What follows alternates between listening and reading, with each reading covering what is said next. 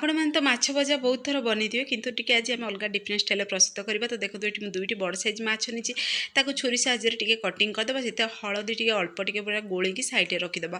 ପୁଣି ଗୋଟେ ଜାର୍ରେ ସେଥିରେ ଆମେ ନେବା ଜିରା, ସୋରିଷ, ପୁଣି ଶୁଖିଲା ଲଙ୍କା, ସେଥିରେ ପୁଣି ରସୁଣ ଏଡ଼୍ କରି ଅଳ୍ପ ଟିକେ ଧନିଆ ପତ୍ରକୁ ଏଡ଼୍ କରି ପୁଣି ତାକୁ ମିକ୍ସରରେ ଗ୍ରାଇଣ୍ଡିଙ୍ଗ କରି ଗୋଟେ ଫାଇନ୍ ପେଷ୍ଟ ପ୍ରସ୍ତୁତ କରିଦେବା।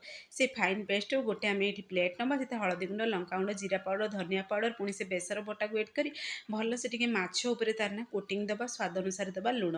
ତ ମାଛର କୋଟିଂ ଆମ ରେଡ଼ି ହେଇସାରିଛି, ଉପରେ ଅଳ୍ପ ଟିକେ ଲେମ୍ବୁ ଚିପୁଡ଼ିବା।